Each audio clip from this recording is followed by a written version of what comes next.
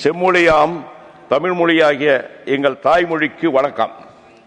இந்த நேரத்தில் பகுத்தறிவு பகலவன் தந்தை பெரியார் சமூக நீதி பாதையில் எங்கள் திசை காட்டி பேரறிஞர் அண்ணா மற்றும் இந்த இந்திய ஒன்றியத்துக்குள் பல்வேறு தேசிய இடங்களும் தங்களுடைய உரிமைகளை இழந்து விடாமல் இருப்பதற்கான மாநில சுயாட்சி முழக்கத்தை முன்னெடுத்த முன்னோடியாம் தமிழின தலைவர் முத்தமிழறிஞர் டாக்டர் கலைஞர் ஆகியோரை வணங்கி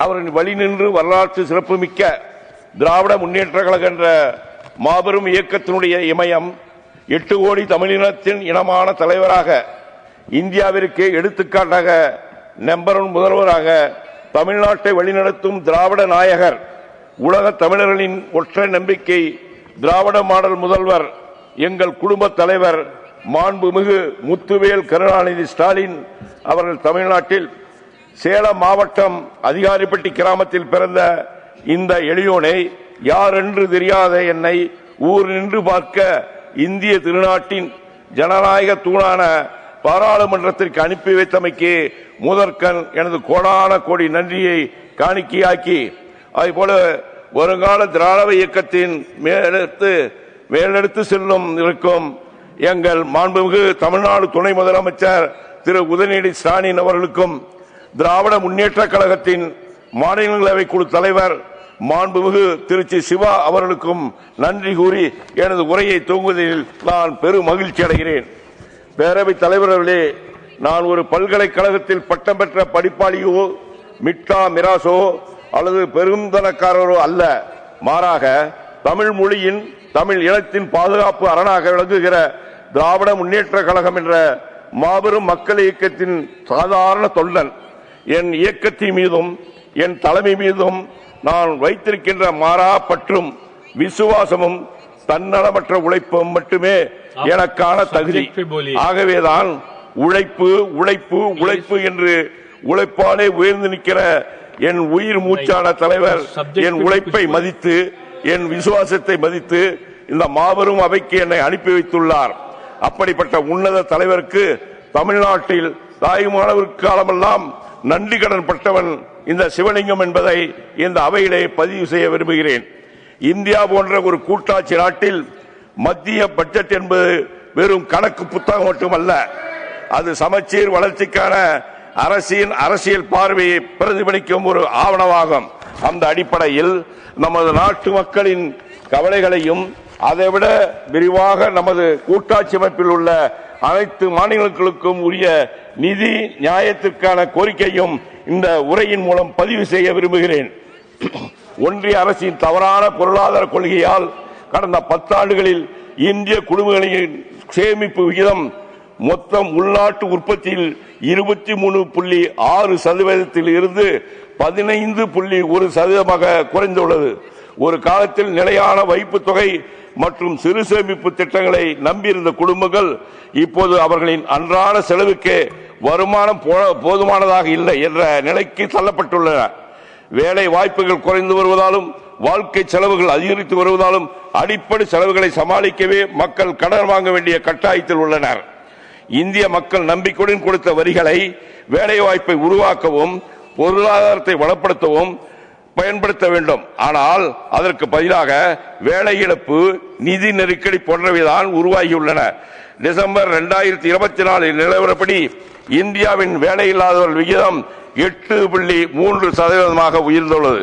அது இந்திய இளைஞர்களின் எதிர்காலத்துக்கு பெரிய ஆபத்தாகும். கிராமப்புற வேலைவாய்ப்புக்கு உயிர்நாடியான மகாத்மா காந்தி தேசிய ஊரக வேலைவாய்ப்பு உத்தரவாத சட்டம் பற்றாக்குறையான நிதி ஒதுக்கீட்டின் காரணமாக நெருக்கடியில் உள்ளது. இத்திட்டத்திற்கு தேவையை விட குறைவாகவே நிதி ஒதுக்கீடு செய்யப்பட்டுள்ளது. இதுபோல பல கிராமப்புற தொழிலாளர்களை நிதி நெருக்கடியில் தள்ளுகிறது. 100 நாள் வேலை திட்ட பணியாளர்களுக்கு ஊதியங்கள் தாமதமாக வழங்கப்படுகிறது. நாடு முழுவதும் 12 கோடிக்கும் அதிகமான மக்கள் வேலை வாய்ப்பை வழங்கும் இந்தியாவின் மொத்த உள்நாட்டு உற்பத்தியில் சுமார் 30% பங்களிக்கும் குறு, சிறு மற்றும் நடுத்தர தொழில் நிறுவனங்கள் கூட பெரிதும் கவனிக்கப்படாமல் இருக்கிறது. ஒன்றிய அரசு எதிர்க்கட்சியால் ஆளப்படும் மாநிலங்களை பொருளாதார ரீதியாக முடக்குவதற்காக அவர்களுக்குரிய நிதியை தர மறுக்கிறது. தமிழ்நாடு உள்ளிட்ட பல மாநிலங்கள் வரி விதிப்பு பங்கீடு, ஜிஎஸ்டி, நஷ்டஈடு, மத்திய மானிய திட்ட நிதி போன்ற தாமதமாகவும் குறைவாகவும் பெறுவதால் பெரும் நிதி சுமையை தாங்க வேண்டிய நிலை உருவாகியுள்ளது. ஒன்றிய அரசின் நேர்மையற்ற நிதி பகிர்வு கொள்கை, நிதி வழங்குவதற்கான கடுமையான நிபந்தனைகள் ஆகியவை மாநிலங்களின் தன்னாட்சி உரிமையை பறித்து மாநில அரசுகளின் நிர்வாகத்திற்கும் பொருளாதாரத்திற்கும் பாதிப்பை ஏற்படுத்துகிறது.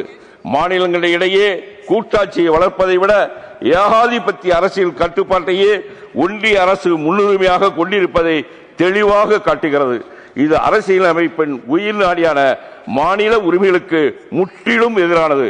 மாண்புமிகு தமிழ்நாடு முதலமைச்சர் அவர்கள் தலைமையில் திராவிட மாடல் ஆட்சியின் மூலம் நாட்டின் மொத்த உள்நாட்டு உற்பத்திக்கு பெரும் பங்காற்றி வரும் தமிழ்நாடு பல துறைகளில் தொழில் அடித்தளத்தை வளர்த்துக் கொண்டு சமூக திட்டங்களை திறம்பட செயல்படுத்தி வருகிறது. இருந்தும் ஒவ்வொரு துறையிலும் நிதி ஒதுக்கீடு விவகாரத்தில் ஒன்றிய அரசின் நிலைப்பாடு என்பது எங்கள் வெற்றிக்காகவே நாங்கள் தண்டிக்கப்படுவது போன்ற உணர்வை தான் தருகிறது. ஆம், தற்போதைய கூடுதல் மானிய கோரிக்கைகள் குறிப்பாக தேசிய வருவாயில் பெரும் பங்காற்றும் தமிழ்நாடு போன்ற மாநிலங்களில் சட்டப்பூர்வமான உரிமைகளையும் எதிர்பார்ப்புகளையும் நிராகரிப்பதாகவே உள்ளது.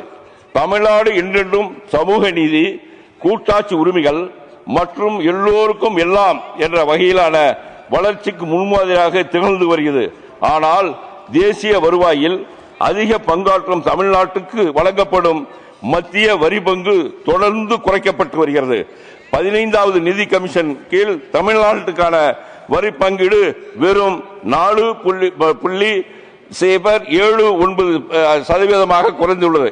இதனால் நிதி சுமை அதிகரித்து பேரழிவுக்கு எதிரான நிவாரண நடவடிக்கைகளை செயல்படுத்துவதில் கூட பெரிய சவால்களை சந்திக்க வேண்டிய நிலைக்கு தள்ளப்பட்டிருக்கிறது. குறிப்பாக தமிழ்நாடு 82% கல்வி அறிவு விகிதத்துடனும் 51.4% உயர்கல்வி சேர்க்கை விகிதத்துடனும் கல்வி வளர்ச்சியில் இந்தியாவின் முன்னணி மாநிலங்களில் ஒன்றாக உள்ளது. ஆனால் தேசிய கல்வி 2020 எனும் பாஜகவின் தவறான கல்விக் கொள்கையை ஏற்க மறுத்ததற்காக சமரசக் சிக்ஷா அபியான் திட்டத்தின் கீழ் தமிழ்நாட்டிற்கு வழங்கப்பட வேண்டிய 2000 கோடிக்கு அதிகமான நிதி நிறுத்தி வைக்கப்பட்டுள்ளது. இது கல்வி உரிமை சட்டம் 2009 அமலாக்கத்தையும் கடுமையாக பாதித்துள்ளது. இந்த ஆண்டு கல்வித்துறைக்காக ஒதுக்கப்பட்ட நிதி 1,28,609 கோடி ரூபாய். இது கடந்த ஆண்டு திருத்தப்பட்ட மதிப்பீட்டை விட 13% அதிகம் என்றாலும் கல்வியில் சிறந்த தமிழ்நாடு மட்டும் தொடர்ந்து வஞ்சிக்கப்படுகிறது.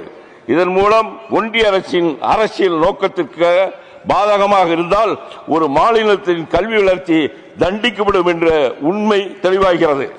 எதிர்பாராத செலவுகள், புதிய திட்டங்கள் அல்லது பட்ஜெட்டில் கணிக்கப்படாத பேரிடர் போன்ற செலவினங்கள் ஆகியவைதான் முக்கியமாக ஒரு நிதியாண்டில் அரசுக்கு ஏற்படும் கூடுதல் செலவுகளை சமாளிக்க சமர்ப்பிக்கப்படும்.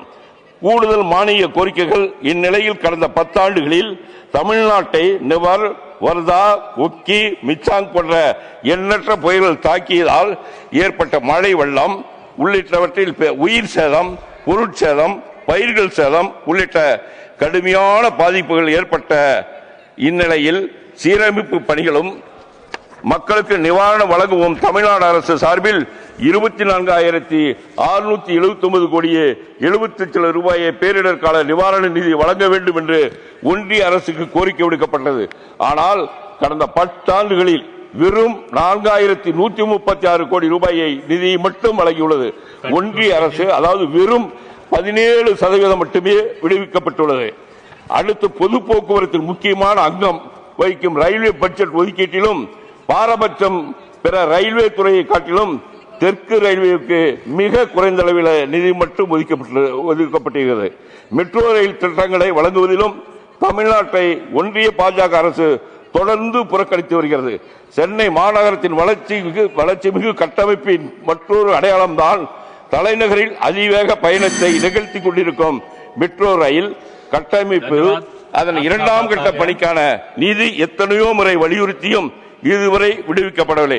நாடு முழுவதும் நகர போக்குவரத்தை மேம்படுத்தும் நோக்கில் பல மாநிலங்கள் மெட்ரோ ரயில் திட்டங்களை முன்மொழிந்து வரும் நிலையில் தமிழ்நாட்டில் தென்னிந்தியாவின் மான்செஸ்டர் என அழைக்கப்படும் தொழில் நகரமான கோவை மற்றும் கோவில் நகரமான மதுரை ஆகிய மாநகர்களுக்கு மெட்ரோ ரயில் சேவையை தொடங்குவதற்காக கோவையில் 39 கிலோமீட்டர் தூரத்திற்கு ரூபாய் 10,740 கோடி செலவிலும் மதுரையில் சுமார் 32 கிலோமீட்டர் தூரத்திற்கு ரூபாய் 11,368 கோடி செலவிலும் விரிவான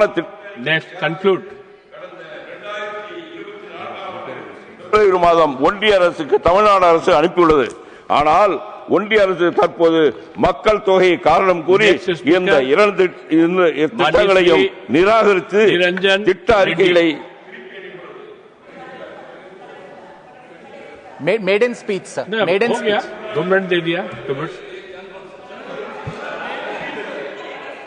आगे उनकी बात आ गई वो दूसरे अब आधे मिनट में बात करो हाफ मिनट மாநிலங்களில் ஒன்றாகவும் வசூலில் ஒரு பெரிய பங்களிப்பாகவும் தமிழ்நாடு திகழ்கிறது. 2024-25 ஆண்டில் தமிழ்நாட்டில் மாநில உள்நாட்டு உற்பத்தியில் 17 லட்சம் கோடியை தாண்டி 11.19 வளர்ச்சியை கடந்து இரட்டை இலக்க வளர்ச்சி அடைந்த ஒரே மாநிலமாக பதிவாகியுள்ளது என்பது சீரற்ற கல்வி, சுகாதாரம், தொழில் வளர்ச்சி மற்றும் நலத்திட்டங்களில் இயக்கமும் அதனுடைய தொடர்ச்சியான திமுக ஆட்சியும் தொடர்ந்து முதலில் செய்து. எனவே மாண்புமிகு தலைவர் அவர்களே, தமிழ்நாடு எவ்விதத்திலும் யாரையும் யாசித்து எதையும் கேட்கவில்லை.